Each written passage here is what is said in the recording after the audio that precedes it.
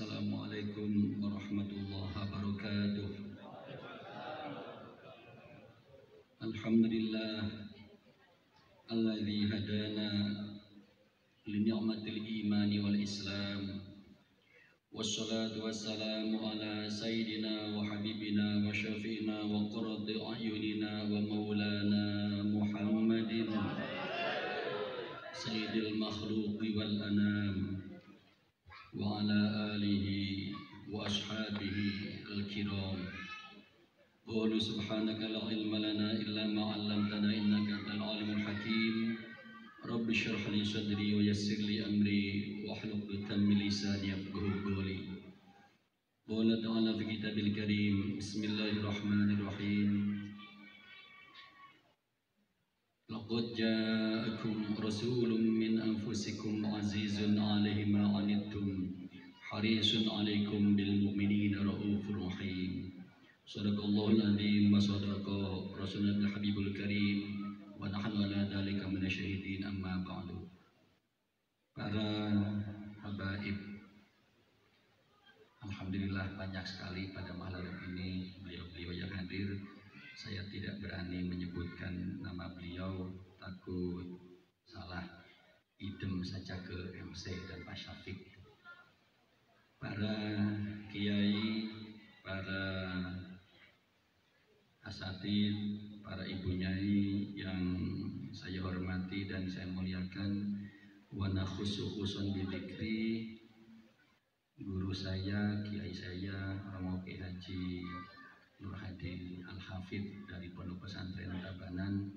Mudah-mudahan beliau semua, para habaib, para kiai diberikan kesehatan dan panjang umur oleh Allah Subhanahu wa taala. Para pengurus kelompok pengajian di Denpasar dan sekitarnya yang saya hormati dan saya muliakan, wabil khusus Sohibul Bait Bapak Haji Anam, semoga beliau senantiasa diberikan kesehatan juga oleh Allah Subhanahu wa taala. Tadi saya mau pakai, ragu-ragu kok nggak pakai di syuting, mau pakai kok kayak Iron Man saya gitu. Sumuk, karena semua agak kerasan. Habib Usman yang kerasan beliau, kayak transformer. Jangan di posting, jangan di upload, kata Pak Syafiq. Kalaupun di upload jangan dikasih tanggal, percuma di uploadannya ada tanggalnya, itu bukan ada jamnya.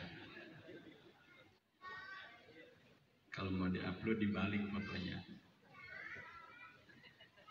Para hadirin, para jamaah, mohon izin kepada para habaib dan para kiai, saya kalaupun ini dianggap mauidhah, memberikan mauidhah, nasihat kepada jamaah yang menghadap ke saya.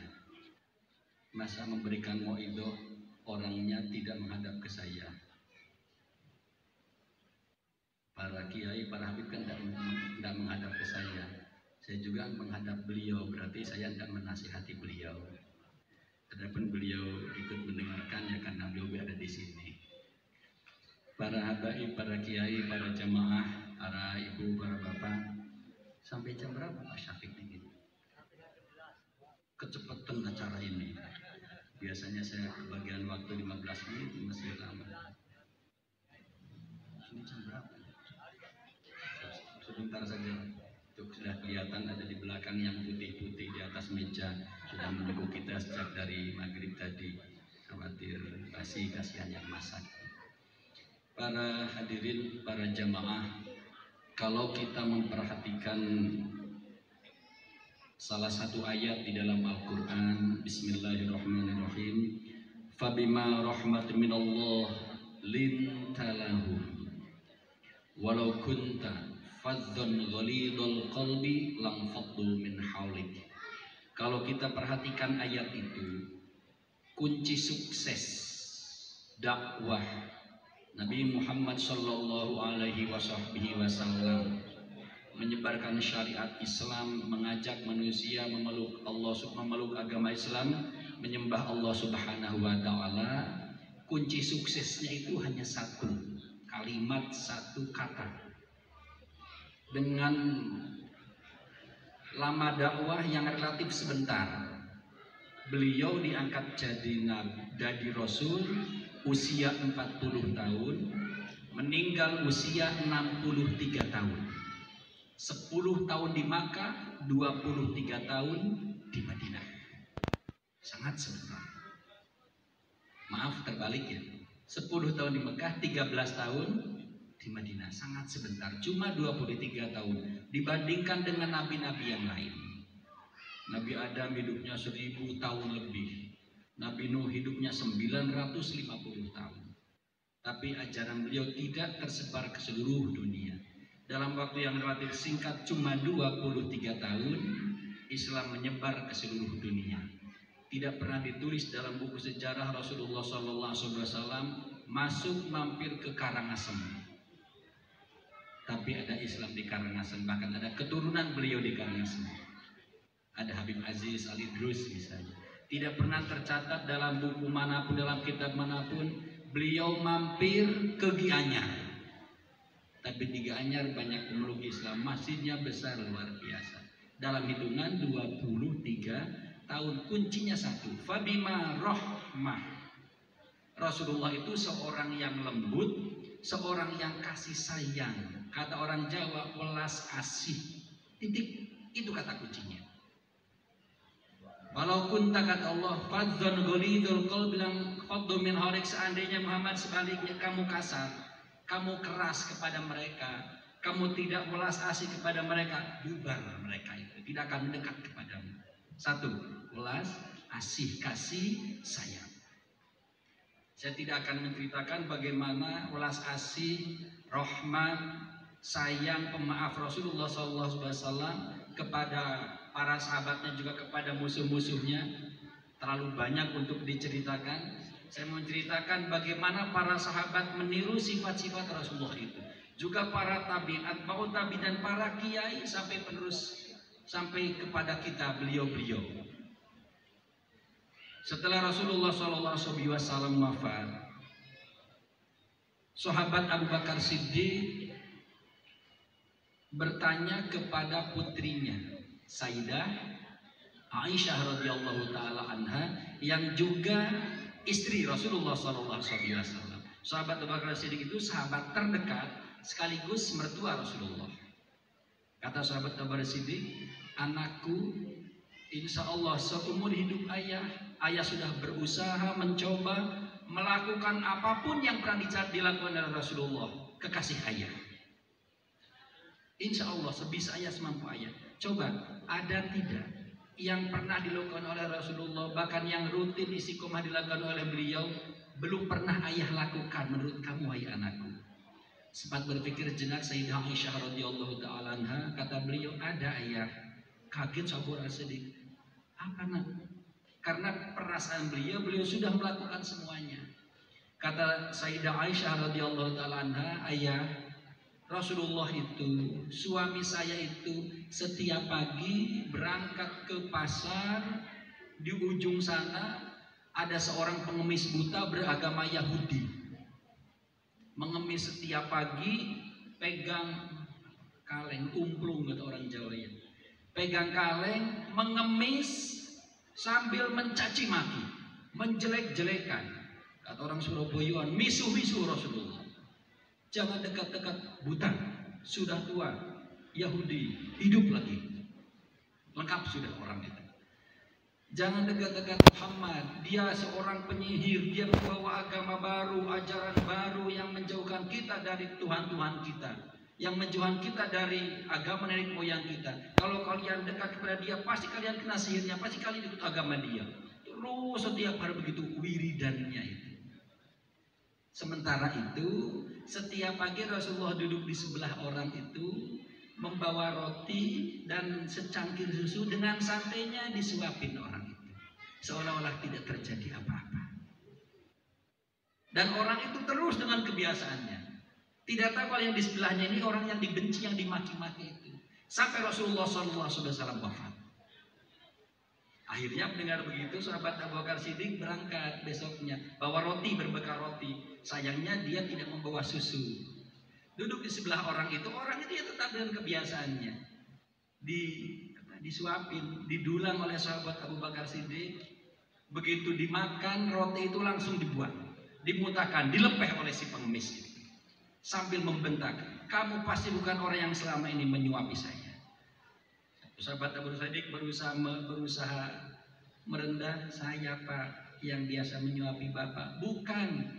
Bapak tahu dari mana? Bapak kan buta, nggak bisa melihat, nggak bisa membedakan. Selama ini, kata orang itu, kata pengemis itu, orang yang menyuapi saya sebelum roti itu dimasukkan ke mulut saya, dimasukkan dulu ke dalam susu, sampai lembut. Setelah lembut dimasukkan ke dalam mulut saya, sehingga saya tidak perlu repot-repot mengunyah. Langsung saya terang, kamu roti kasar sama kamu masukkan ke mulut saya. Kata sahabat Siddiq, betul Pak, memang bukan saya, dia sahabat saya. Sekarang kemana dia? Kenapa kamu gantikan? Kenapa bukan dia hari ini? Sudah meninggal Pak. Memang siapa namanya orang itu yang selama menyuapi saya? Ya orang yang Bapak benci. Beliau itulah Nabi Muhammad. Nangis si pengemis itu, pegang tangannya sahabat Abu Siddiq. Asyhadu an la ilaha illallah wa asyhadu anna Muhammad Rasulullah. Masuk Islam seketika. Allahumma sholli ala sayyidina Muhammad. Tidak dengan kata-kata, tidak dengan ajakan, dengan lemah. Suatu ketika antara sahabat Abu Bakar Siddiq dan sahabat Umar bin Khattab radhiyallahu taala anhuma terjadi sesuatu. Terjadi salah paham. Salah paham. Kalau di antara kita bukan salah paham, seringnya itu pahamnya yang salah. Beda lah. Salah paham itu temennya yang nggak bermaksud salah, tapi temennya yang memaham salah. Kalau pahamnya yang salah memang salah. Jadi setiap ketemu sahabat Abu Bakar Siddiq tidak pernah salam duluan, tidak pernah nyapa duluan, tidak pernah menegur duluan. Kalau ketemu ya nyantai saja. Nengok tapi nggak lulus salam. Melihat wajahnya sahabat Umar tapi nggak menyampaikan salam. Akhirnya sahabat Umar yang duluan. Itu membekas ke dalam hatinya sahabat Umar radhiyallahu taala anhu. Ada apa ya sahabat Abu Bakar Siddiq? Sedih, galau. Karena sahabat terdekat, sahabat Abu Bakar Siddiq berbuat begitu kepada dia. Salah apa saya ya? Salah apa saya kepada beliau? Beliau tidak pernah mau menegur saya. Beliau tidak pernah mau salam duluan kepada saya. Enggak kuat mau bertanya langsung, enggak berani datang kepada Rasulullah di tengah-tengah para sahabat. Menyampaikan apa yang beliau rasakan selama ini. Ya Rasulullah, sahabat Abu Bakar Siddiq berubah sikap kepada saya. Ada apa ya sahabat Umar? Kaget Rasulullah. Rasulullah tidak mau antara dua orang terkasihnya, antara dua sahabat terdekatnya ada sesuatu. Ada apa? Sahabat Abu Bakar ya Rasulullah tiap ketemu nggak pernah mau nyapa duluan, nggak pernah mau salam duluan kepada saya. Kalau nggak sayang salam. Panggil Abu Bakar kata Rasulullah. Selesaikan sekarang juga. Dipanggil sahabat Abu Bakar Siddiq. Sahabat Abu Bakar, kamu ada apa dengan Umar? Kamu tidak pernah ulus salam di luar, kamu tidak pernah nyapa di luar. Salah apa Umar kepada kamu ya Abu Bakar? Kata sahabat Abu Bakar, ya Rasulullah, saya pernah dengar engkau menyampaikan sebuah hadis, engkau berkata, kata engkau, kalau ada dua muslim bertemu, maka yang salam lebih dahulu akan disiapkan istana di surga nanti oleh Allah Subhanahu wa taala. Saya nggak mau istana itu dibuatkan oleh Allah untuk saya. Saya ingin Umar yang dapat istana itu di surga ya Allah ya Rasulullah. Nangis sahabat Abu Bakar langsung merangkul memeluk sahabat Umar. Nangis sahabat Umar langsung memeluk sahabat Abu Bakar Siddiq radhiyallahu taala. Inilah akhlak para sahabat. Inilah keindahan kemuliaan ada pada beliau yang diturunkan dari Rasulullah sallallahu alaihi wasallam. Turun sahabat Hasan radhiyallahu taala anhu bin Sayyidah Fatimah Zahra binti Rasulullah sallallahu alaihi wasallam. Ketika Rasulullah sakit, Sayyidina Ali radhiyallahu anhu wa karamallahu wajha menghadap kepada Rasulullah memohon izin. Ya Rasulullah, saya mohon izin.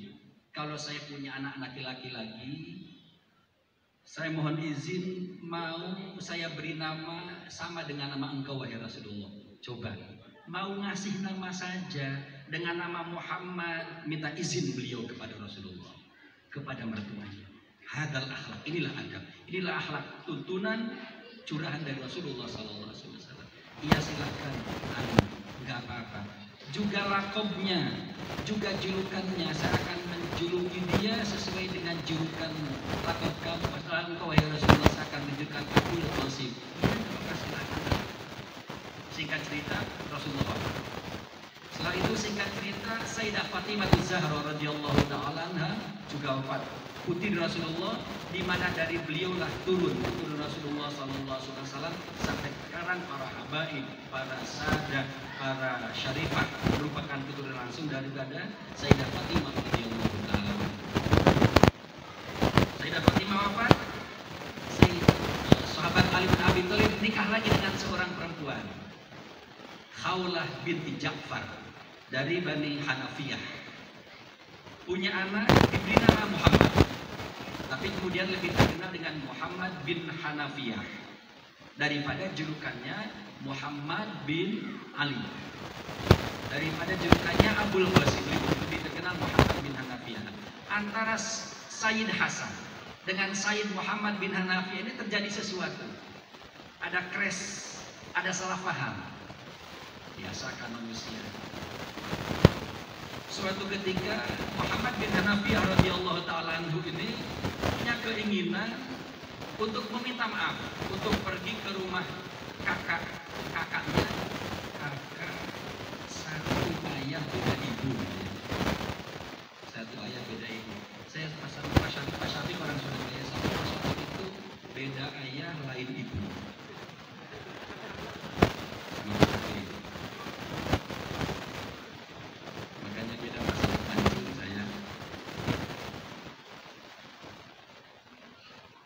Ada sesuatu. Sayyid Muhammad bin Hanafiyah mau berangkat ke rumah Sayyid Hasan radhiyallahu taala anhu. Ketika mau berangkat, terbersit dalam hatinya. Beliau ingat sabda Rasulullah sallallahu alaihi wasallam, kalau ada dua orang yang berseteru, dua orang yang tidak akur, yang berangkat duluan, yang meminta maaf duluan, itulah orang yang paling mulia di antara kedua orang itu. Kalau saya berangkat, saya minta maaf pada Sayyid Hasan, berarti saya lebih mulia daripada beliau. Sedangkan beliau keturunan langsung dari Rasulullah sallallahu alaihi wasallam. Saya ini bukan. Beliau keturunan Sayyidah Fatimah, saya bukan. Saya keturunan dari Bani Hanafiyah. Akhirnya bagaimana? Beliau pengen minta maaf agar selesai masalahnya, enggak berani, nulis surat. Bismillahirrahmanirrahim. Assalamualaikum. Intinya surat itu beliau mohon kepada Sayyid Hasan agar datang ke rumahnya meminta maaf, agar beliau tidak lebih mulia daripada Sayyid Hasan. Kirim suratnya. Luar biasanya Pak Sayyid Hasan membaca itu, nggak ada gengsi dalam hati beliau. Beliau nggak mengingat saya siapa, beliau siapa. Berangkat minta maaf kepada Sayyid Muhammad bin Hanafiyah. Dengan demikian, posisi Sayyid Hasan indallah, menurut pandangan Allah dan menurut pandangan manusia, jauh lebih mulia dibandingkan dengan Sayyid Muhammad bin Hanafiyah. Allahumma sholli ala sayyidina Muhammad. Ini akhlak Rasulullah SAW. Abad terus turun ke bawah. Uwais Al-Qarani radhiyallahu ta'ala anhu, seorang tabi'in menurut satu riwayat, menurut riwayat yang lain beliau seorang sahabat. Uwais Al-Qarani pernah beliau suatu ketika berjalan kaki, seorang wali besar, majhulun fil ard ma'rufin fis sama, tidak terkenal di bumi tapi seluruh malaikat di langit kenal kepada beliau. Beliau berjalan kaki, anak-anak kecil pegang batu dilemparin. Uwais Al-Qarani marah? Enggak, lari, apalagi nengok ke belakang. Nah, kalau mau melempari saya, batunya jangan besar-besar, yang kecil saja. Nanti kalau besar saya berdarah, sholat saya nanti enggak sah. Dua, Ahnaf bin Qais radhiyallahu ta'ala anhu, seorang syekh, berjalan di tempat sepi, berjalan di tempat sunyi, di perkebunan, di pematang sawah. Ada seorang laki-laki yang membuntutinya dari belakang. Bukan santrinya, bukan muridnya. Membuntuti itu memaki-maki dari belakang. Nyelakui kata bahasa Jawa. Surabaya mungkin. Oh, gila. Oh, sudah dimaki-maki. Luar biasa. Pun penonton di absen. Beliau menengok saja, seolah-olah tidak terjadi apa-apa. Hampir sampai ke perkampungan, baru berhenti, baru nengok. Mas, masih ada enggak unek-uneknya dalam hati? Ayo habiskan, saya tunggu. Nanti kalau masuk kampung, orang-orang kampung melihat kamu memaki-maki saya, membenci, memaki-maki, mencaci maki saya. Di sana banyak santri saya loh. Kamu nanti digeruduk, kamu dipukulin. Ayo nggak ada orang, silahkan terus. Coba Abdul Rosid langsung tekan WA, buka WA, help me please, SOS, duduk datang. Hadal adab desa dari Rasulullah Sallallahu Alaihi Wasallam. Turun sampai kemudian abad ke-2 Hijriah Islam goyah karena terjadi konflik, karena terjadi perbuatan kekuasaan. Akhlak juga menurun. Itu berabad-abad sampai abad ke-6 Hijriah muncul apa yang dinamakan thariqah, yang mengembalikan yang mengembalikan adab, yang mengembalikan akhlak ke tempat yang semula. Muncul lagi adab, muncul lagi akhlak pada masa itu. Sampai terus Islam, sampai terus ajaran akhlak, ajaran adab berlanjut ke semua wilayah dimanapun Islam itu ada. Sampai akhirnya ujungnya saya mau bercerita yang dekat saja, yang baru saja di Hauli 1 minggu yang lalu, Romo Yahamid Pasuruan. Beliau itu silahkan dibaca bukunya, silahkan dibaca riwayat hidupnya. Ilmunya iya, tapi seperti yang diajarkan oleh Said Muhammad bin Alwi Al-Maliki radhiyallahu taala anhu, al-adab fawqal ilm. Semua orang sepakat, bahkan habaib sepakat, bukan ilmunya yang membuat derajat beliau semakin tinggi, tapi akhlaknya, adabnya. Contoh, suatu ketika pondoknya dimasuki maling, dimasuki pencuri. Masuk, kecekel. Apa kecekel itu bahasa Indonesia? Tercekel. Kepegang, tercekel. Aja sih nggak paham. Kepegang, ketangkap malingnya. Mau dipukulin sama santri, sama keamanan itu. Romo Yahamid tahu, jangan dipanggil, dilepasin sama beliau. Pulang ya, silakan. Nanti kalau ada waktu lagi, kapan-kapan mampir lagi ke sini ya. Suruh mampir lagi, suruh maling lagi. Ada akhlak. Syekhona Khalil Bangkalan radhiyallahu ta'ala juga sama akhlaknya, adabnya yang terkenal. Betul beliau seorang alim, bahkan kalau ditelusuri semua pondok pesantren besar di Jawa, bahkan di Indonesia, bahkan Nusantara, kembalinya ilmu itu kepada beliau radhiyallahu ta'ala. Tapi akhlaknya, adabnya luar biasa. Beliau pernah berguru kepada Syekh Abdul Ghani Al-Bimawi. Syekh Abdul Ghani dari Bima, di Makkah. Ketika pulang ke Indonesia, setelah mendirikan pesantren, setelah jadi kiai besar, suatu ketika beliau naik dokar.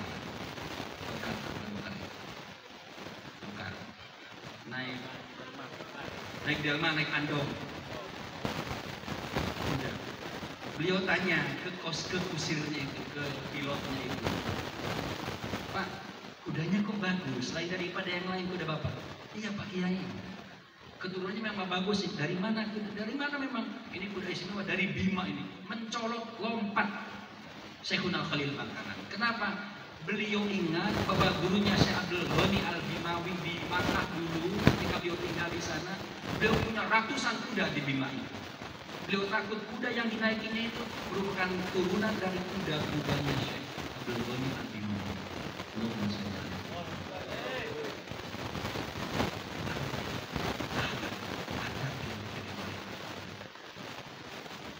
Ini yang harus kita tiru. Ini yang sekarang sudah terjadi pengikisan. Ini sekarang sudah menipis. Ini sekarang dari Islamnya sudah tidak ada. Insya Allah ilmu tidak akan pernah hilang. Insya Allah ilmu akan semakin bertambah. Secara kuantitas, secara kualitas, wallahu alam. Kecuali mungkin ilmu-ilmu tertentu yang telah disinyalir Rasulullah Sallallahu Alaihi Wasallam. Seperti ilmu faraid misalnya, kata Rasulullah, Inna hadzal ilmi sayuqbal. Ilmu faraid akan hilang. Insya Allah ilmu yang lain tidak akan pernah hilang. Secara kuantitas akan terus bertambah. Buku-buku kitab-kitab akan terus bertambah. Tapi untuk adab, untuk akhlak, itu yang semakin hilang. Dan itulah yang kita cari. Akhir-akhir ini seharusnya itulah yang kita utamakan, karena adab berada jauh di atas ilmu. Kesempatan kita belajar sudah tidak ada. Kita sudah sangat tua. Kalau kita pondok lagi, bagaimana kewajiban kita di rumah? Maka tinggal satu yang bisa kita harapkan. Kalau kita tidak bisa mendapatkan ilmu, yang bisa kita cari adalah adab. Dan saya ingin terakhir menjurus ke pendiri Al-Khidmah, Hadratus Syekh Romo Ki Haji Ahmad As-Sanuri Al-Isaki radhiyallahu ta'ala anhu. Ini pula lah yang beliau ajarkan kepada jamaah Al-Khidmah. Dari ayahnya Syekh Muhammad Utsman Al-Isaki, wasiat kepada Yai Asrori yang masih saya terngiang-ngiang ketika pengajian beliau entah berapa belas tahun yang lalu. Kata Yai Usman kepada Yai Asrori, alaikum alal awam birrifqi la bil ilm.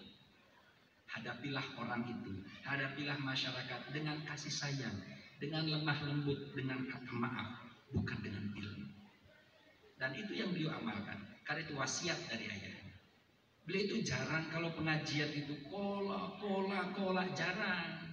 Saya pun dikeluarkan, itu akhir-akhir kola itu. Kebanyakan Coca-Cola soalnya. Kita kan kalau ditanya orang, Ustaz bagaimana hukumnya ini? Qala ta'ala, Ustaz bagaimana hukumnya ini? Qala Rasulullah. Seolah-olah khawatir orang tidak percaya kalau kita tidak langsung merujuk kepada Al-Quran dan hadis. Enggak perlu, kalau kira-kira orang percaya sudah selesai. Kecuali kalau orang minta dalilnya, minta takbirnya, silahkan disebutkan. Kasih, sayang, lemah lembut. Ada seorang masih hidup sampai sekarang, usianya mungkin hampir 70 tahunan lah. Di pondok security, tapi sudah nonaktif karena sudah sepuh, sudah sakit-sakitan. Dulunya mantan preman seperti kita dulunya, seperti saya dan sebagian dari kawan-kawan mungkin. M5 itu hatam pokoknya. Apa M5 itu? Punya sertifikat semua pokoknya M5 itu. Alumni pokoknya. Ikut Romo Asrori, setiap ketemu 1 bulan yang lalu saya tanyakan lagi untuk yang terakhir kalinya. Sejak dulu atau sebelum tahun 2000 saya tanyakan dan saya tidak pernah bosan untuk menanyakan ini. Jadi Ustaz, kata beliau ini, setiap kali saya ketemu dengan Yai Asrori Ustaz, lewat ketemu saya, entah lewat ketemu begini atau beliau naik mobil saya di pinggir jalan, beliau berhenti, pertanyaan ke saya itu pasti, hir mari mangan, hir mari makan. Yang ditekan sudah makan apa belum? Enggak pernah nanya sekalipun, hir sholat durung, belum pernah. Kok begitu Ustaz? Iya, logikanya kita balik. Makannya saja diperhatikan, apalagi sholatnya.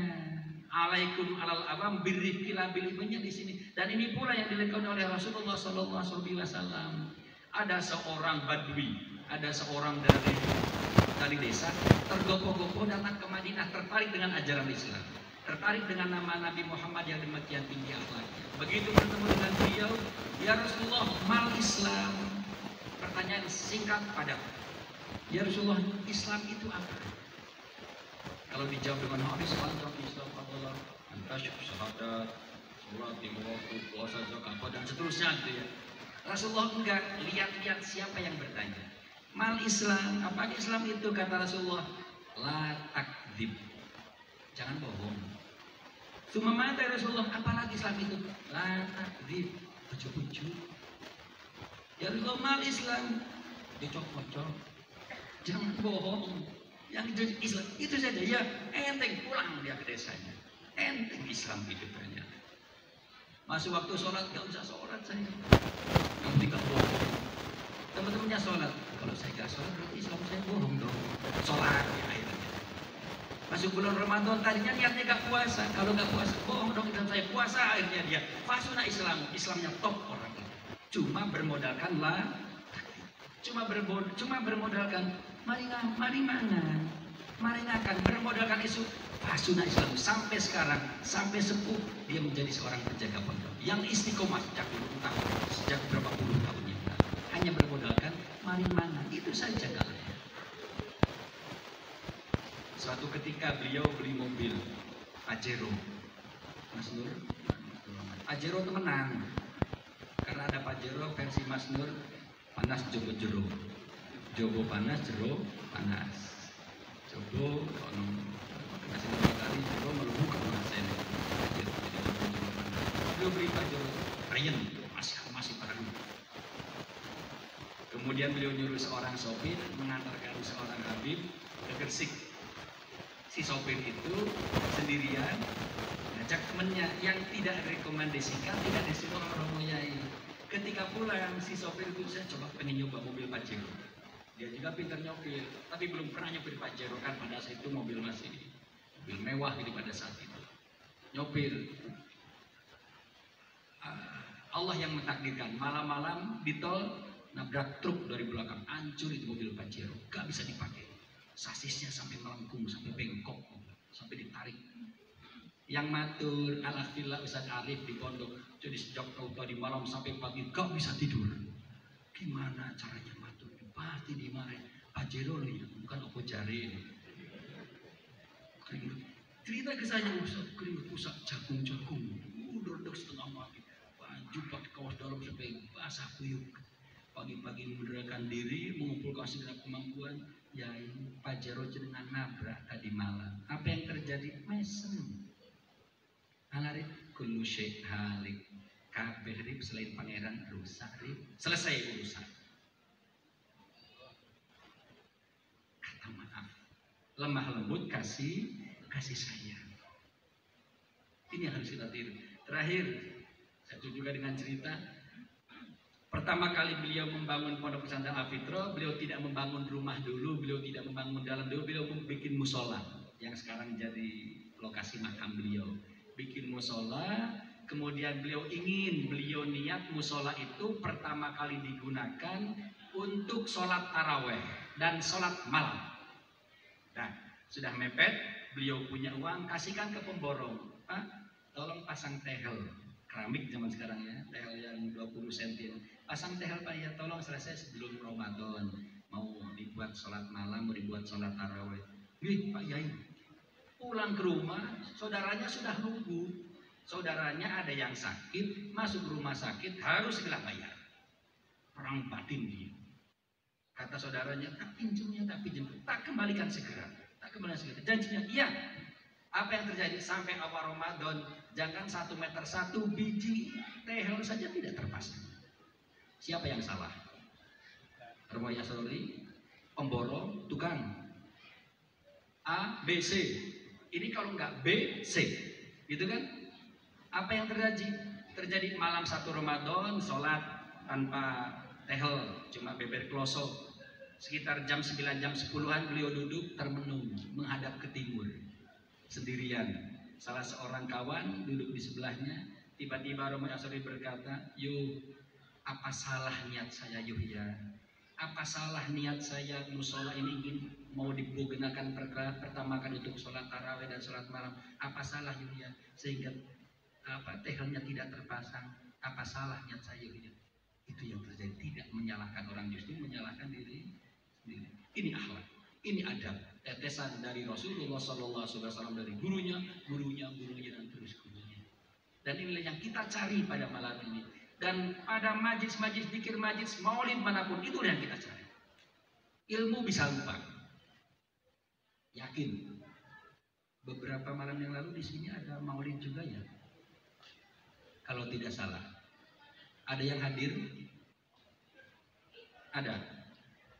Siapa yang ceramah? Apa isinya? Insya Allah sudah lupa. Saya husnudon nih. Saya nggak pernah husnudon yang jelek. Husnudon saya baik semua. Ilmu bisa lupa. Bahkan untuk mengamalkannya betapa sulit ilmu itu. Paling tidak itulah yang kita cari pada malam ini. Nggak ngerti Ustaz, nggak ngerti ilmunya.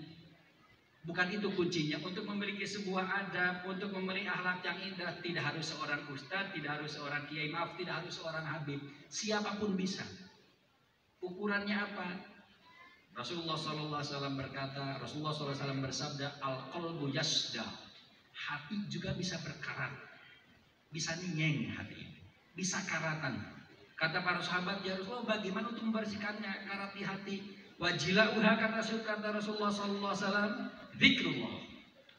Cara menggosok hati dari karatnya, dari kotoran-kotoran hati, perbanyak zikir kepada Allah Subhanahu wa Ta'ala.